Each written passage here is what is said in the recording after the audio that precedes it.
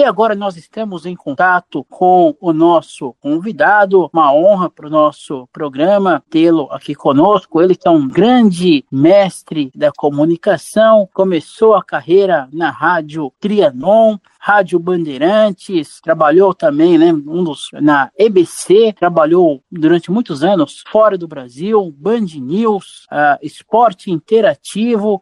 Com muito prazer que nós temos aqui conosco Eduardo Castro, professor Eduardo Castro. Boa tarde, obrigado pela atenção, tudo bem? Oi, Felipe, boa tarde, muito obrigado por ter me convidado para participar do programa aqui na Rádio Paraty. Professor Eduardo Castro, o que o levou a seguir a carreira jornalística? Olha, eu acho que o jornalismo aparece para mim, acho não, tenho certeza, pelo rádio. Eu não tinha nenhum parente jornalista, não tinha nenhum conhecido mais próximo do meu convívio diário, assim, que fosse jornalista.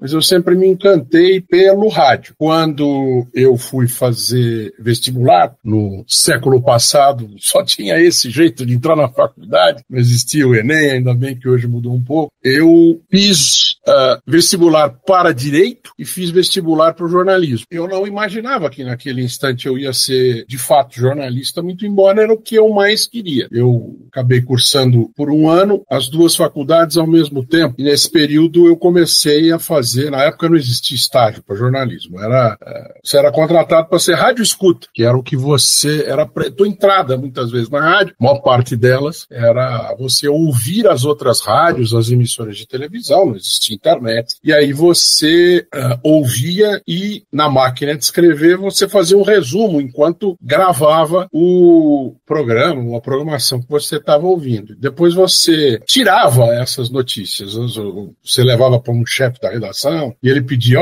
faz para mim, tira essa notícia aqui, essa aqui, quer dizer, me dá mais detalhes sobre ela. E aí eu, com isso, fui me aperfeiçoando no texto de rádio, na maneira de me expressar no rádio, não só com as palavras, mas também com as pausas, com a escolha das palavras, né? E aí eu, que já era um apaixonado pelo assunto, acabei nunca mais saindo do rádio. Eu tenho 34 anos de profissão, 33 para 34, e eu nunca trabalhei em outra coisa que não fosse rádio e televisão. Na internet depois, mas eu nunca trabalhei em jornal, nunca trabalhei em revista, eu só trabalhei com rádio e TV. Maravilhosamente, aliás. Em 1993, o senhor começou na Rádio Trianon. Isso. Eu entrei na faculdade em 93, eu entrei na Casper Libero, aqui em São Paulo, na Avenida Paulista 900, no prédio da Gazeta, né? Fundação Casper Libero. E a Rádio Trianon era no primeiro andar.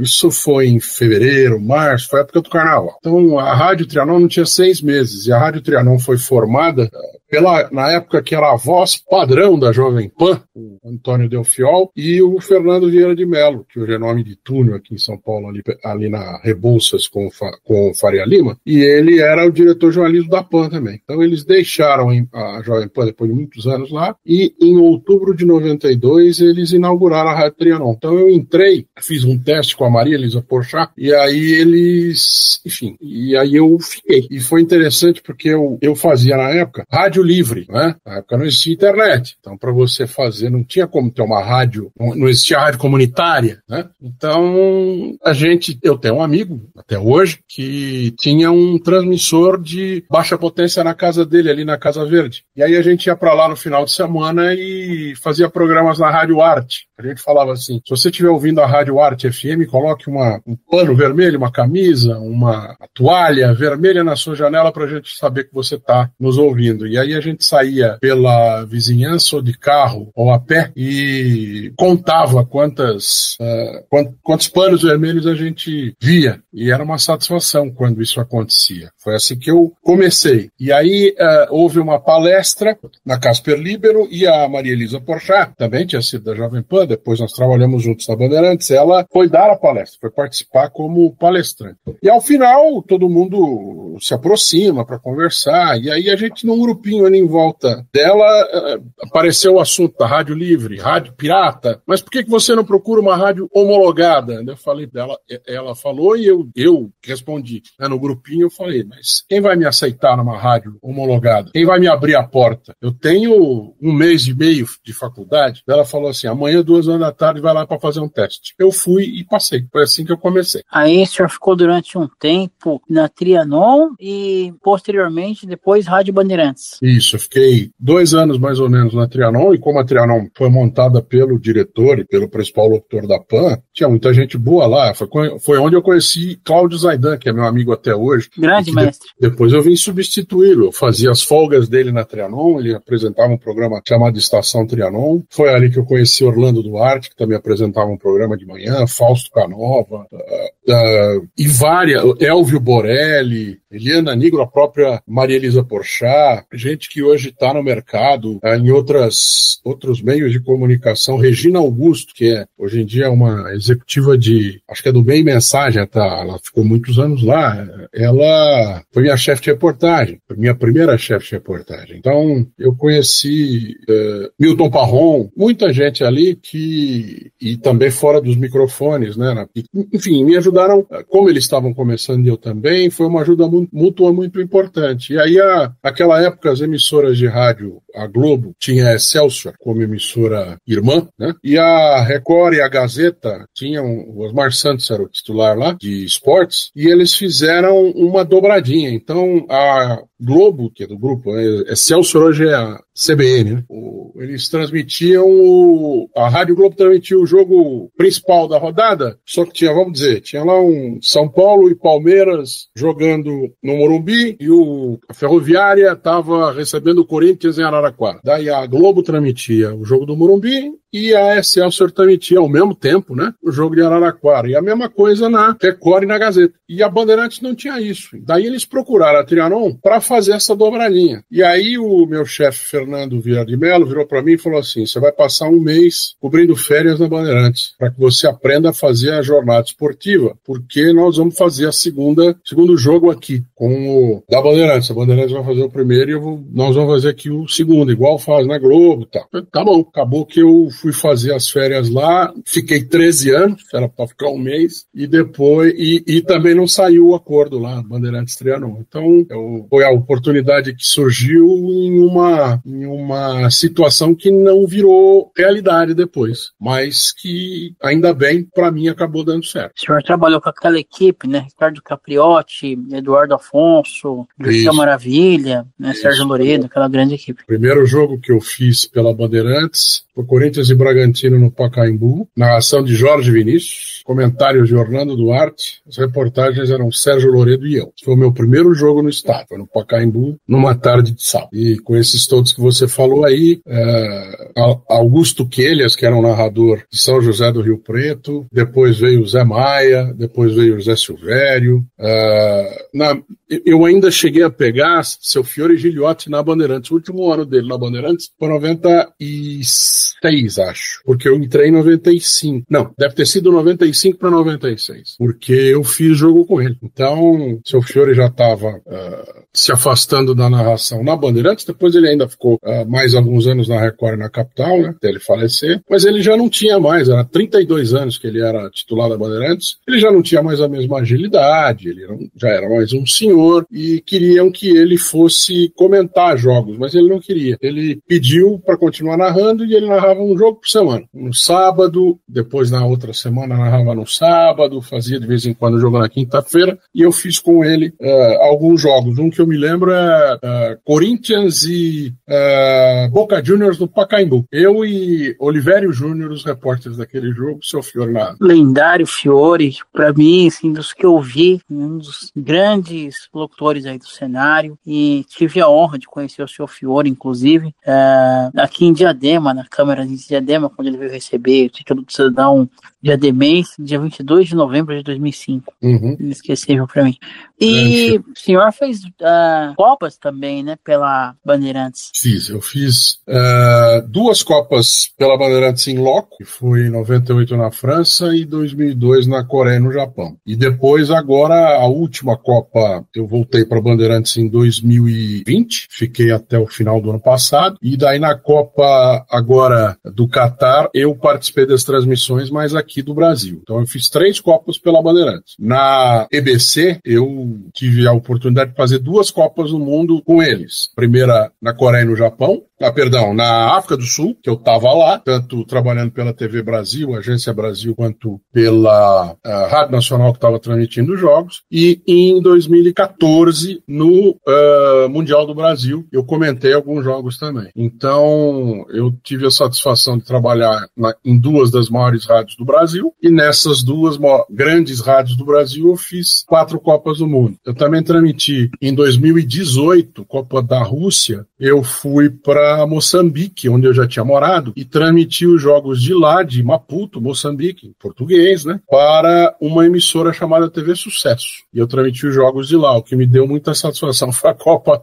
em que eu tive fui melhor tratado. Eu ficava num hotel, estudava de manhã, lá era como aqui no Brasil, né, verão, hemisfério sul, e eu estudava na beira da piscina para os jogos, e de tarde eu fazia 2 jogos da primeira fase e 1 a partir da segunda. E numa cidade que eu conhecia, com gente que eu tenho amigos até hoje. Então as outras Copas foram interessantes ir, mas essa foi a que eu gostei mais de fazer nessas circunstâncias, por causa do conforto. Depois que você passa de certa idade, ou de que você tem a mesma experiência algumas vezes, o conforto acaba falando mais alto. Sem dúvida.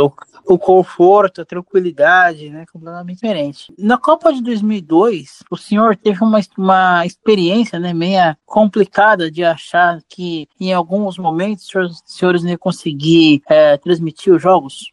Teve um episódio lá que foi no dia de Brasil e Inglaterra. Aquele jogo foi 2-0, o Brasil jogou com aquela camiseta azul, uniforme azul, e o Ronaldinho fez um gol de falta por cima do goleiro. Foi a primeira vez em que houve transmissão de som por fibra ótica. Até então era satélite. Antes eram outros sistemas, né, SSB e tal, mas onda curta, né, fio, né, pela companhia telefônica. Naquela vez, foi a primeira vez que foi por fibra ótica. E a fibra ótica, ela tem um som espetacular e ela tem a vantagem de não ter atraso, né, não ter aquele delay, o sanduíche, né. Então foi uma experiência, minha mãe falava assim, eu não acredito que você está aí, o som é tão bom, parece que você está aqui. Mas quando chegou o dia do jogo, lá a gente tinha 12 horas de diferença no fuso horário, né? Então eu chegava para trabalhar 11 horas da manhã, 10 horas da manhã, que eram 10 horas da noite, 11 horas da noite aqui. E os jogos eram de madrugada ou de manhã cedo. Esse jogo do Brasil era por volta de 9 horas da noite, horário dele, lá 9 da manhã por aqui, alguma coisa assim, 8, 9, eu não me recordo exatamente. Mas, e quando eu cheguei às 11 horas da manhã,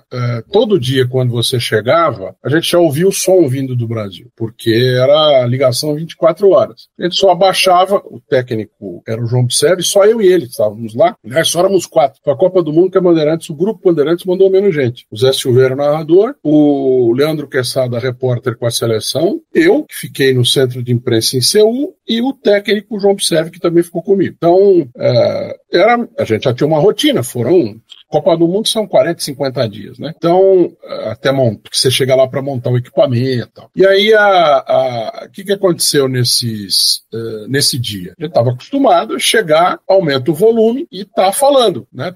Começa a ouvir a rádio, programação da noite da rádio, tá lá, ganhando de dia. Pois bem, naquele dia a gente chega, abre o volume lá, aumenta o volume e nada. Nem chama o Brasil, alô, alô, ninguém responde. Aí a gente começou a perceber que nas outras rádios também estava tendo o mesmo problema, todos os brasileiros chegavam mais ou menos ao mesmo horário, né? E aí que a gente foi descobrir que a fibra ótica tinha um problema. Estava com um problema de transmissão na Índia, alguma interrupção na Índia, porque ela tinha sido cortada, enfim. E o interessante é que algumas rádios tinham problema, mas não todas, porque são circuitos diferentes. Confesso que eu não me lembro como funciona, mas algumas rádios depois começaram a falar e a gente ainda não. Nós só conseguimos acertar essa situação para lá do meio da tarde. Então foi um jogo muito importante, né? A Inglaterra era a seleção que estava aparecendo ser a melhor naquele instante, a França tinha caído na primeira fase, tinha sido campeã da Copa anterior, a seleção brasileira foi muito desacreditada daqui para lá, né? Então, era um jogo muito esperado e acabou tendo um bom resultado para o Brasil. O Brasil começou perdendo, né? O Brasil ganhou 2-0, não, foi 2-1. O Brasil começou perdendo e acabou que a gente conseguiu transmitir aquele jogo e aquilo foi um alívio muito grande. Olimpíadas eu fui pessoalmente para 2. Eu tive na Grécia em 2004 pela TV Bandeirantes, foi a única Olimpíada que eu fiz na Bandeirantes e infelizmente foi a única Olimpíada desde que o Luciano do Vale entrou na Bandeirantes que ele não fez pela Bandeirantes. Ele tinha saído por 1 ou 2 anos, ele ficou fora para fazer Campeonato Paulista na TV Record. Então eu infelizmente não tive essa oportunidade de fazer Olimpíada com o Luciano, mas eu tenho para mim guardado com todo carinho do mundo, não só os vários jogos que eu fiz o basquete inteiro. Eu joguei basquete e tenho muitas satisfação em fazer basquete. E posso até adiantar para você que eu vou fazer alguns jogos agora na NBB, nessa temporada que vai começar agora. Também fiz na Band Esportes alguns jogos. Tal. E eu fiz o torneio praticamente inteiro, o feminino, o Brasil estava lá, né? E o masculino não. Então, transmitimos bastante jogos do feminino, alguns do masculino de outras seleções, evidentemente, e a final. Eu fiz a final masculina e feminina no ginásio, e a final feminina foi com o Odinei Edson, e a final masculina com o Silvio Luiz. E foi a primeira Olimpíada do Band Esportes. Né? A Bandeirantes TV aberta não transmitiu. Não, transmitiu também. Sim, transmitiu. É que eu não transmitia jogo na aberta. E esses jogos finais eu fiz na TV aberta. Então, eu era repórter naquela situação. Mas eu comentei o jogo com o Silvio. Então, foi uma grande satisfação para mim. Foi o que eu mais me recordo daquela Olimpíada. E foi um trabalho muito foi muito compensador, porque é uma sensação diferente do que a Copa do Mundo, né? Eu acho que apesar de eu gostar de basquete muito, joguei 11 anos, meu irmão jogou, meu pai jogou, minha mãe é professora de educação física, então foi assunto na minha casa durante muitos anos, né? Tem uma coisa com a Copa do Mundo, porque somos brasileiros, né? Então, eu imaginei que nada ia me satisfazer mais nesse campo do que a Copa do Mundo. Só que aí eu descobri o que é a Olimpíada. E a grande diferença é que na Copa do Mundo você joga 35, 40 dias esperando a final, né? A grande comemoração na Copa do Mundo só sai no último dia, enquanto que na Olimpíada começa a ter medalha logo no primeiro dia já tem a medalha. E é um número muito maior de países, né? Então a satisfação que eu tive fazendo a Olimpíada foi não só maior do que eu imaginei que eu poderia ter, mas foi muito compensador, muito. Foi pessoalmente, foi muito gostoso de fazer, muito mesmo. Embora seja uma circunstância diferente, o povo ainda não está tão acostumado, mas como que o senhor vê a importância da Paralimpíada? Eu acho que, assim, a Paralimpíada, ela tem uma importância que vai além da percepção da importância. Não sei se você tem ideia, assim, ela é importante por si só. Não que, obviamente, que quanto mais a população apoiar, quanto mais os governos derem apoio, melhor, não há dúvida. Mas ela tem uma importância de permitir às pessoas com deficiência de viverem esse ambiente que eu acabei de descrever para você, que, obviamente, que não é só para um jornalista, né? É fantástico. A Olimpíada é uma coisa espetacular. Então, você permite aos atletas viver essa experiência. É claro que a gente espera que tudo o que acontece com a Olimpíada e até com o futebol, né? Com os outros esportes, com as outras competições, melhor, não com os outros esportes, né? Outras modalidades, né? Porque elas são, fora as adaptadas, são as mesmas, né?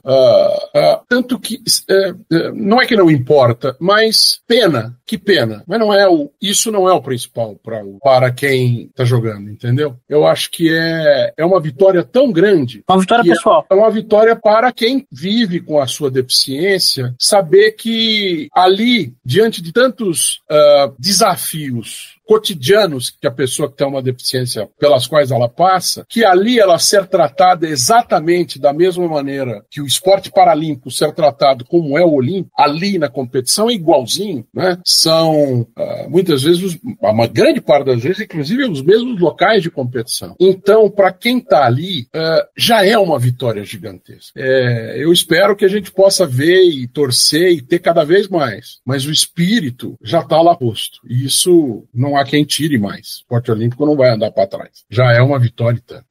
Eu vi uma transmissão do senhor recentemente, inclusive no jogo do São Bernardo contra o Náutico, do qual o senhor fala da cidade do Cabo, meio que compara a beleza da cidade do Cabo com a cidade do Rio de Janeiro. Eu queria que o senhor falasse um pouco dessa passagem. Olha, eu tive a oportunidade de ir a 54 países, eu posso dizer com certeza que, para mim, a única cidade, o Rio de Janeiro é a cidade mais linda do mundo, na minha opinião. Das que eu conheço, evidente. Eu conheço muito mais do que muita gente, mas falta muito mais.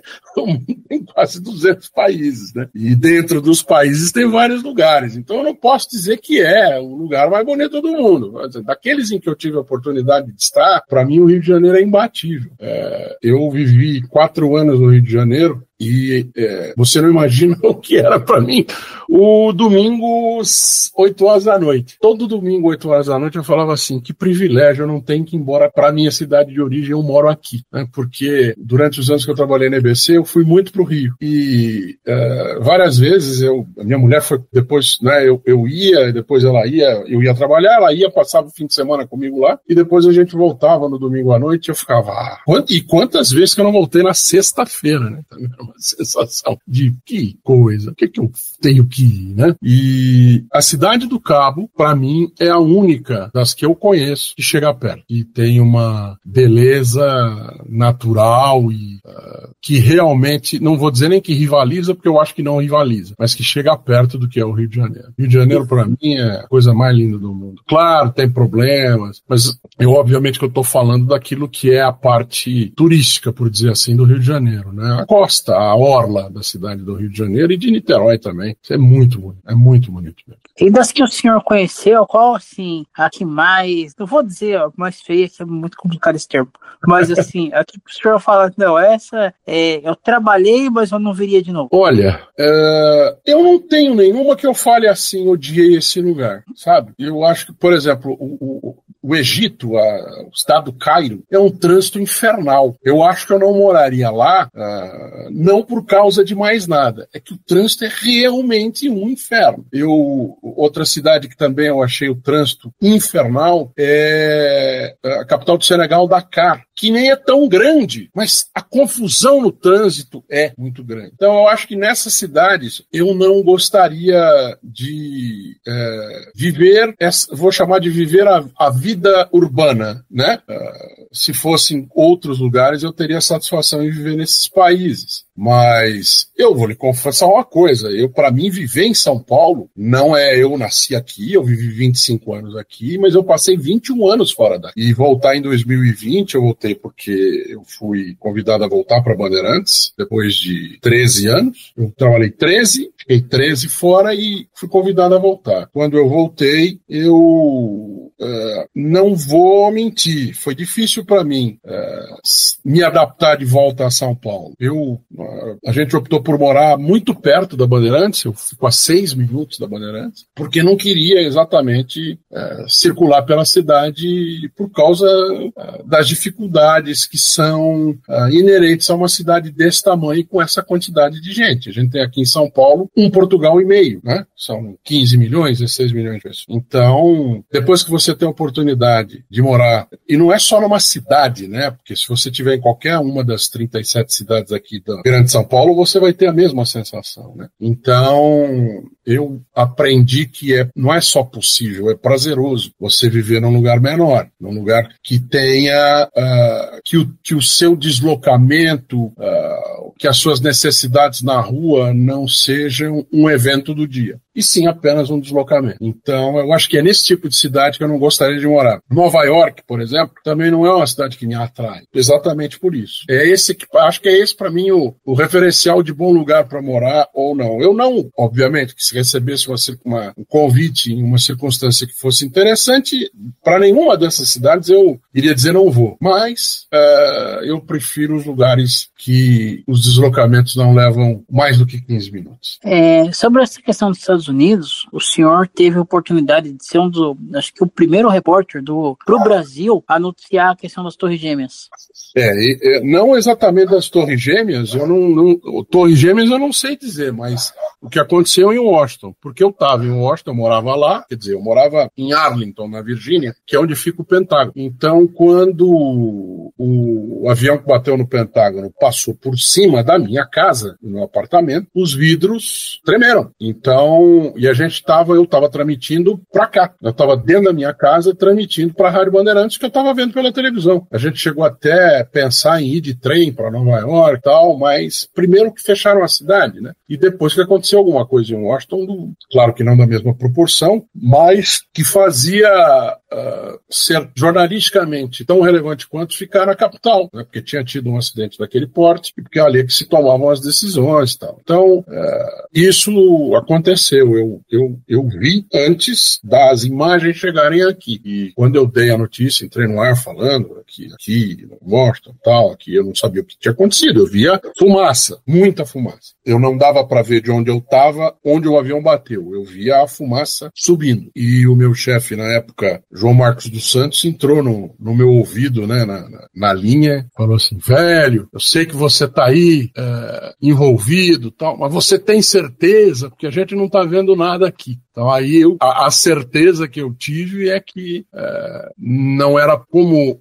havia outros repórteres brasileiros em Washington, mas nenhum deles prioritariamente trabalhava para a rádio e televisão. Então eu acabei tendo a certeza que nesse ponto aí, o que aconteceu na capital, no Pentágono, né, eu devo ter sido o primeiro a dar informação. Sim. O senhor teve a oportunidade de fazer entrevista ou pergunta para algum dos presidentes norte-americanos? Eu participei de coletiva, mas a coletiva lá na Casa Branca, hoje em dia, esse senhor que está lá não é referência para a prática normal do que é a liturgia da presidência dos Estados Unidos, né? Então, em circunstâncias normais, o que é que acontecia? Você tinha um certo número de perguntas para fazer, né? E, na verdade, não era um número de perguntas para fazer. É que o presidente dos Estados Unidos, os repórteres locais começam a jogar as perguntas em direção a ele, começam a gritar para ele responder. Então, qual que era a prática dos repórteres brasileiros lá? A gente combinava a pergunta, assim, primeira pergunta, o que todo brasileiro quer saber, né? Porque eu entrei no Salão Oval 2 vezes, uma com o presidente Lula e uma com o presidente Fernando Henrique. E eu entrei na Casa Branca mais vezes. Eu não era credenciado permanente, né? Eu me credenciava por eventos. Eu estive lá numa vez que o presidente da Argentina, Fernando de la Rúa, teve com o presidente Clinton, por exemplo. Então, nessas circunstâncias, é difícil você emplacar a pergunta, como a gente fala. Então, a gente combinava, nós, os repórteres, e, todo mundo concorda com essa pergunta, e o truque que a gente usava é colocar o repórter ou a repórter da TV Globo para fazer a pergunta. Porque os líderes brasileiros parece que tem atração, né, pela Rede Globo. Então, era o truque que a gente usava. E dava certo. Em outras circunstâncias, entrevistas mais formais, em que tem número marcado de perguntas, eu nunca tive a oportunidade de fazer a pergunta. Mas eu tive no Salão Oval com Barack Obama e o presidente Lula, e eu tive no Salão Oval com o presidente Fernando Henrique e com o presidente Clinton. Eu acho que eu tive 3 vezes. Eu tive uma outra vez também com o presidente Lula e o presidente George W. Bush. E a oportunidade de estar ali, em um lugar que a gente vê no filme, em que decisões, né? Qualquer palácio presidencial, eu tive no palácio presidencial na Síria, quando era Bashar al-Assad, eu tive no Palácio do Povo da China, o presidente era Hu Jintao na época, eu tive onde mais que eu tive? Na Grécia eu tive no parlamento, no Líbano eu tive no parlamento, no Egito eu tive no parlamento, na Coreia do Sul eu tive no parlamento, então é sempre emocionante, né? Sempre tem um peso, mas na Casa Branca, por todas as circunstâncias de influência americana. Então, eu vou te dizer que eu não sinto falta de não ter feito a pergunta, eu sentiria falta se não tivesse tido a oportunidade de estar ali vendo com os meus próprios olhos. E a Princesa Diana, o senhor teve a oportunidade lá no Não, a Princesa Diana eu não vi. A Princesa Diana eu cobri a distância aqui do Brasil o dia que ela faleceu, que aliás foi num 20... Eu não estou certo se foi num 29 para 30 ou num 30 para 31. Acho que foi 29 para 30 de agosto. E eu também falei da final que eu fiz com o Silvio Luiz, foi 28 de agosto. Então são dias aqui que estão fazendo aniversário. Não, na Inglaterra eu estive na Inglaterra trabalhando 2 vezes. Na verdade, uma a trabalho de fato, cobrindo viagem presidencial e tive uma outra vez que eu fiz um estágio na BBC. Eu fiquei 15 dias lá. O Serviço Brasileiro me propiciou isso. 2006, janeiro de 2006. Estava frio. Então, eu tive acesso a coisas que eu não teria, sendo uma cobertura, né? Mas eu não tive a oportunidade de estar com a Princesa Diana nessa época, já tinha falecido, e nem com a rainha, nem com o hoje rei. E aí aqui no Brasil eu transmiti, pela Band News, tanto as despedidas, né, e o enterro, quanto depois a coroação do novo rei. O líder desse patamar, chamar de monarca, porque é monarca, que eu tive perto foi o Papa João Paulo II, mas só quando ele já tinha falecido, porque eu fui cobrir as exéquias, né, os 90 dias, os 9 dias de luto e o enterro, missa de corpo presente, e é uma coisa um tanto quanto emocionante também, é inesquecível, porque o corpo do Papa é trazido para fora da Basílica. A gente teve isso agora de novo com o Papa Francisco. Ele é trazido num esquife fora do caixão, então você vê o corpo do Papa, né? E ali foi uma circunstância realmente emocionante, mas eu brinco, falo assim, eu nunca vi um Papa vivo, eu só vi o Papa falecido. Às vezes né? Uma situação diferente. Mais raro, talvez, né?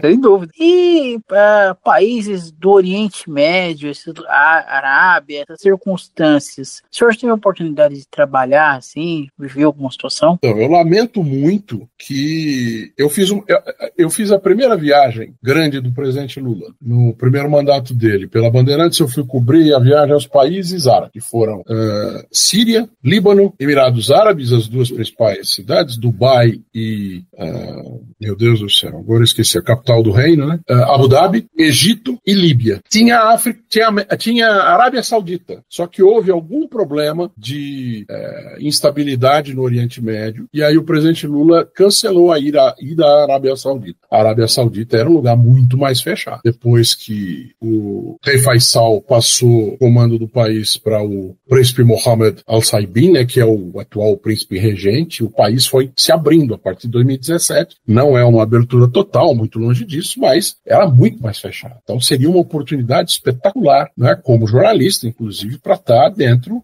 da Arábia Saudita. Infelizmente não aconteceu. Uma história interessante nessa viagem foi quando nós estávamos no Líbano e o presidente Lula dormiu no hotel, né, fez lá o dia que ele ia fazer no Líbano, dormiu no hotel e logo 6, 7 horas da manhã a gente tinha que ir para o hotel em que o presidente estava. A gente não estava nesse país, nesse específico eu não estava no mesmo hotel, em outros países estivemos. E aí, porque para aquela viagem não tinha como fazer, como normalmente acontece, de você fazer deslocamentos com avião de carreira. Os jornalistas foram, acho que foi a primeira vez que aconteceu isso, convidados a ir junto com o presidente na comitiva. Então a gente ia no avião do presidente, que na época era o Sucatão, era um 707. E ou ele trocou de avião, e eram 2 aviões da presidência, o Tucatão e o Sucatinha.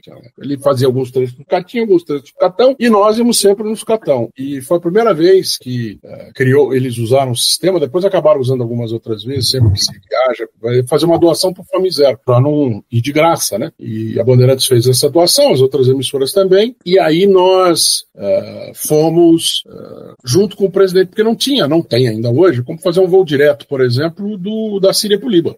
Não existe esse voo, né? Por causa das não relações entre os países. E acabou que, nessa circunstância, então, a gente tinha que colocar as malas lá levar as malas para o pessoal da aeronáutica, né? Que é quem cuida dos voos do presidente, e na hora que eles marcavam. Então, 6 horas da manhã, nós pegamos nossas malas no hotel, acordamos e fomos para lá. Todo mundo meio dormindo, porque essas viagens a gente dorme pouco e tal. Nós descemos do táxi e pegamos as malas, pegamos alguma coisa e tal, e fomos entrar no hotel, né, para esperar ali, onde ia todo mundo junto, acho que era para o aeroporto direto. E aí fui pagar o táxi, estava com o mesmo cinegrafista que eu fiz a Olimpíada no ano seguinte, o Baldino Mota, hoje aposentado, hoje só cuidando da sua moto, e João Beltrão, que depois foi diretor de SBT, CNN, na época ele era editor e foi como editor e produtor da Bandeirantes comigo. E nós saímos do táxi e todo mundo meio dormindo, assim. Estava perto, dentro do táxi e tal, e um de nós, não lembro qual, pagou o táxi e o táxi foi embora. E a gente esqueceu de pegar uma mala dentro do carro, que era a mala em que estavam todas as fitas.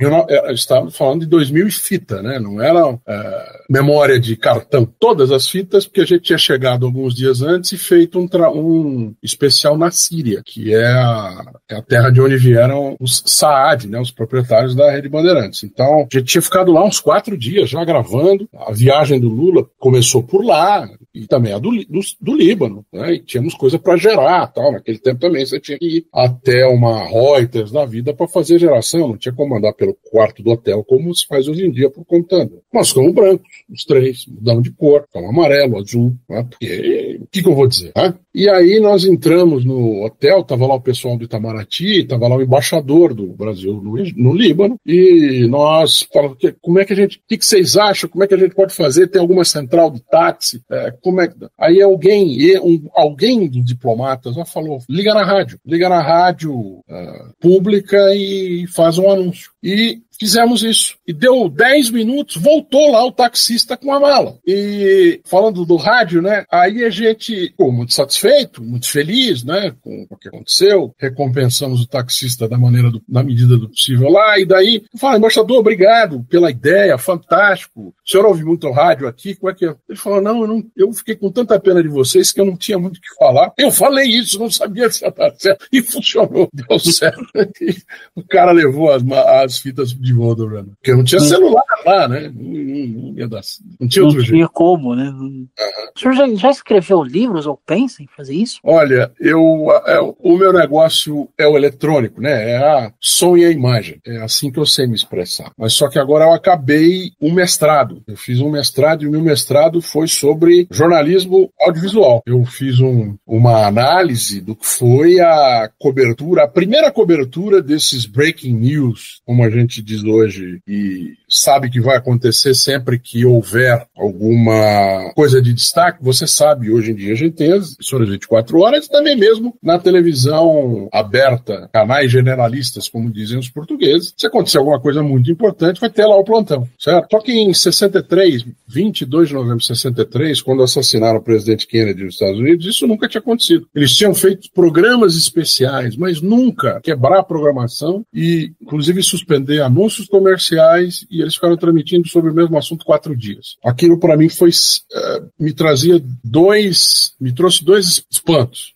Quando eu conheci aquilo, foi justamente no 11 de setembro, porque se repetiu a operação pela primeira vez. Foram 4 dias que as emissoras americanas tiraram a programação do ar, ficavam falando só do mesmo assunto. Na época, anos 63, redes de televisão. Nos anos 2000, 4 redes nacionais, a CNN e tal. E aí eu me fiquei intrigado com aquilo. Primeiro, como é que se fazia uma transmissão daquela? Na época não tinha nem fita, era filme. Tinha que revelar filme. Né? Não tinha satélite. A televisão era em preto e branco. E aí eu comecei a guardar material, comprar material, livros, né? Eu comprei muito livro em sebo, revista em sebo, por uma curiosidade pessoal. Só que aquilo nunca saiu da minha cabeça. Eu comecei a achar que eu tinha que mexer com aquilo. E principalmente porque aqui no Brasil, esse assunto simplesmente não existe. Não se ensina na faculdade, não se fala nos meios de comunicação que falam de meios de comunicação. E então, eu terminei o mestrado, vou fazer a defesa agora em setembro. Se tudo der certo, ela vai ser aprovada. E aí eu tenho um vasto material, já escrito e pesquisado, que para transformar em livro não seria tão partir do zero. Então, estou pensando ainda não me convenci em 100%, mas seria a minha primeira experiência. Eu não que não tenha me motivado, mas eu não me sentia com o que os escritores dizem que é o tempo interior, né? Que é uma certa... é um trabalho solitário, é um trabalho em que você vai ficar muito tempo para levantar, para escrever, vai mexer, vai voltar, muitas vezes vai virar tudo de cabeça para baixo, que é a antípoda, né? É o contrário do que se faz em rádio e televisão, em que você tem deadline apertado, é oral, você escreve para falar, você depende das imagens, no caso da televisão, ou de transformar em palavras as imagens no rádio. Então, muito embora seja jornalismo, ou seja, uma atividade para a qual eu me sinto tecnicamente preparado, eu nunca me vi nessa...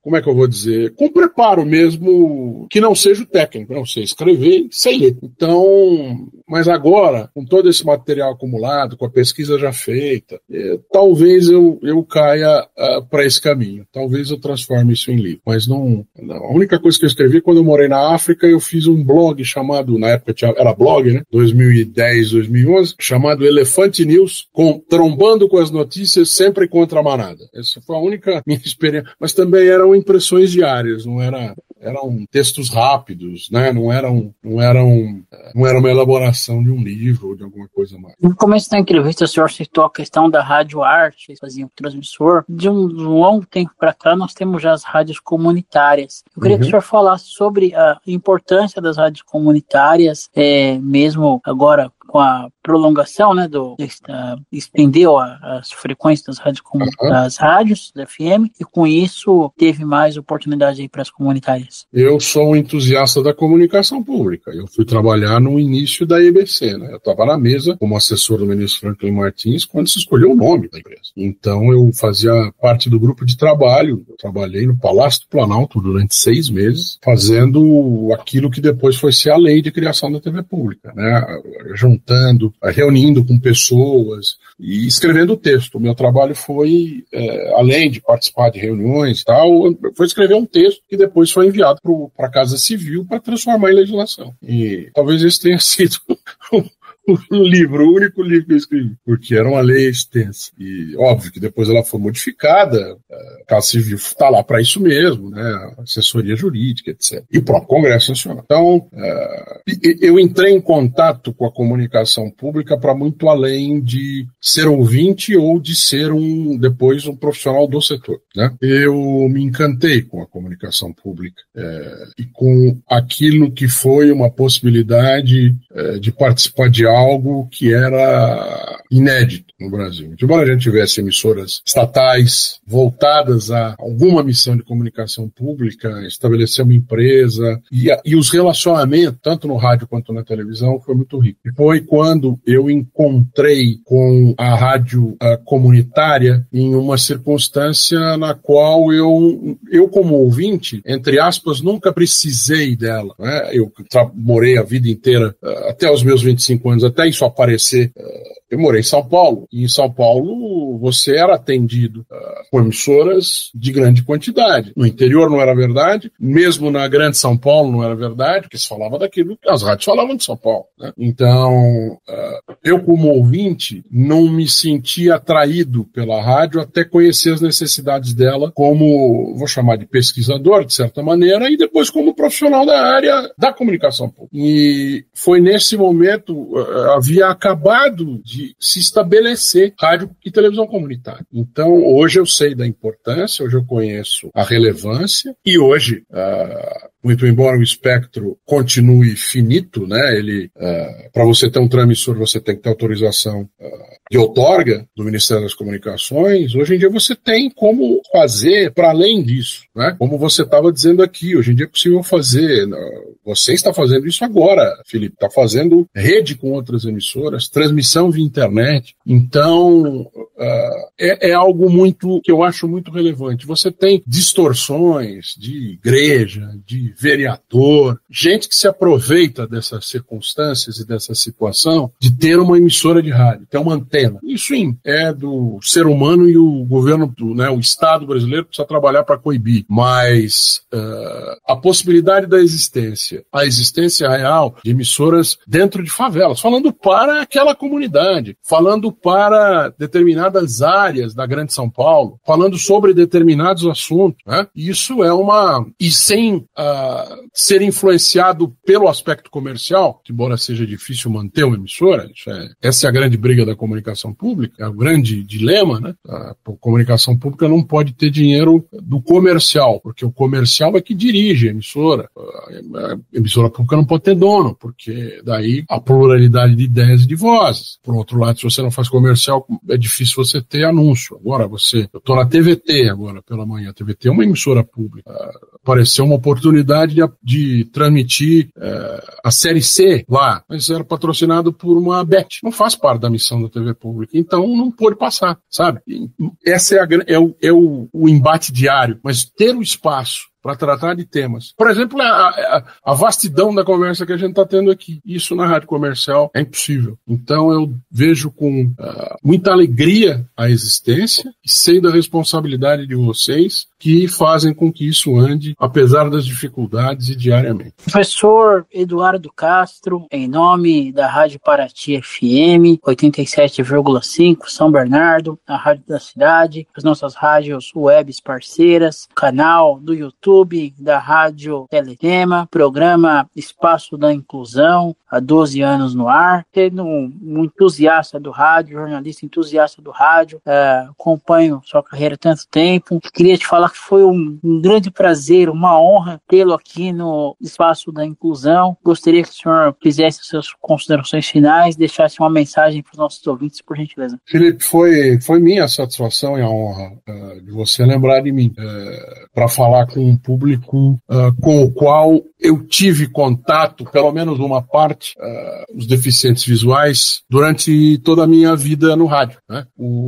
E eu tive, inclusive, tenho um grande amigo, que é o Marco Aurélio, né? Que foi da CBN, foi da grande Marco Aurélio, meu querido amigo. Que é um batalhador também da comunicação pública, desde lá de trás, Criar Brasil e tal, e mais recentemente na Associação de Comunicação de Cegos da radiofonia do continente, né? Então ele é um batalhador, ele é um grande amigo, ele é uma pessoa que me ensinou muito também. A gente enquanto eu morei no Rio, a gente esteve muito próximo, ele estava lá, depois ele veio para cá, depois eu vim para cá também de novo. A amizade nunca deixou de acontecer, e com ele eu aprendi demais também sobre inclusão, mas não só, né? Para além das oportunidades e das necessidades pessoais, a gente tem que ter consciência daquilo que eu falei sobre a Paralimpíada, né?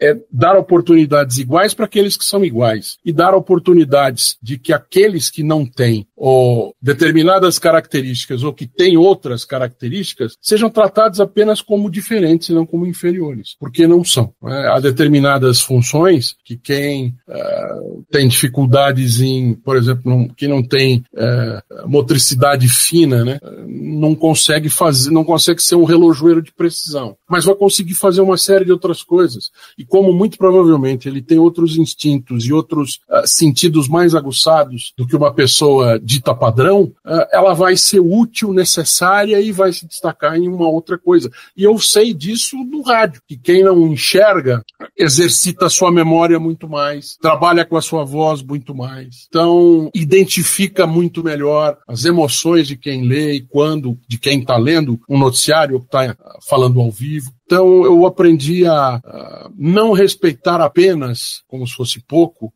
quem tem deficiência. Eu não sei nem, né, o deficiente, não é quem tem deficiência, é o deficiente como um ser humano. Mas mais do que isso, eu aprendi a reconhecer, a valorizar e me encantar com as qualidades que essas pessoas têm, que são diferentes das minhas, né? Diferentes de pessoas que, como eu, não tiveram as dificuldades ou, enfim, passaram pelas mesmas coisas que essas pessoas que têm, que são diferentes, passaram. Então, para mim é um grande prazer estar aqui falando com esse público, que é o seu público em especial, mas não só aqui, como sempre, no rádio, na televisão e na internet. Ok, conversamos com o grande mestre Eduardo Castro, aqui na Rádio Paraty FM, programa Espaço da Inclusão.